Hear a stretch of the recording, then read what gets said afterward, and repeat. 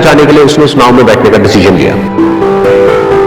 वो नाव बहुत ही छोटी सी थी, जिसमें एक तरफ एक आदमी बैठा था जो कि नाव चला रहा था और दूसरी तरफ ये बिजनेसमैन बैठा हुआ था। तो नाव में बैठने की थोड़ी देर बाद उस बिजनेसमैन ने उस नाव वाले से पूछा, तुझे पता है तेरी नाव में कौन बैठा है? तो नाव वाले ने बड़े भोलेपन से कहा हाथ जोड़ करके, नहीं साहब मुझे नहीं पता आप कौन है। तो बिजनेसमैन बात करता है क्या? और दूसरे दिन मेरी फोटो आती है अखबार में। तो नाव वाला बोला, अरे साहब मुझे कहां पढ़ना लिखना आता है, मैं बहुत छोटा सा था जब मेरे पिताजी गुजर गए थे, तो अपने परिवार का ध्यान रखने के लिए मैं बचपन से ही काम में लग गया और तभी मेरा स्कूल छूट गया। ये सुन करके उस बिजनेसमैन ने उसका मजाक उड़ाते हुए उसको कहा, तुझे पढ़ना लिखने तक नहीं आता है, ऐसी जिंदगी का क्या फायदा? ये सुन करके उस नाव वाले को बुरा तो लगा, लेकिन उसने कुछ नहीं कहा।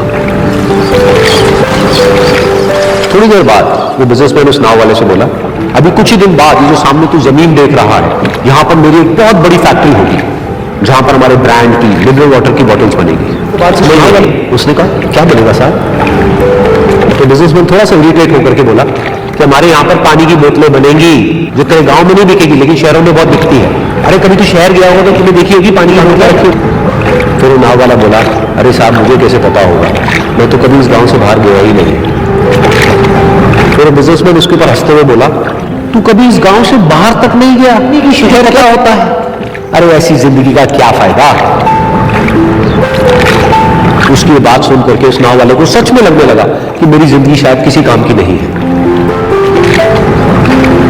अपनी सोच की वजह से उसका नाव से ध्यान हटा और तभी नाव की टक्कर हो गई एक बड़े से पत्थर से, जिसकी वजह से नाव में पानी भरने लगा और नाव डूबने लगी। उस जगह पर पानी बहुत ही गहरा दूर था। नाव वाले को समझ आ गया कि अब इस नाव को बचाने का कोई तरीका नहीं है और वो अपनी जान बचाने के लिए नदी में छलांग मारने ही वाला था। तभी उसने उस बिजनेसमैन से पूछा, साहब आपको तैरना तो आता है ना? बिजनेसमैन घबरा करके बोला, ऐसा क्यों पूछ रहे हैं, मुझे तैरना नहीं आता है। उसकी बात सुन करके नाव वाले को हंसी आ गई और वो बोला, अरे साहब आपको तैरना तक नहीं आता, ऐसी जिंदगी का क्या फायदा?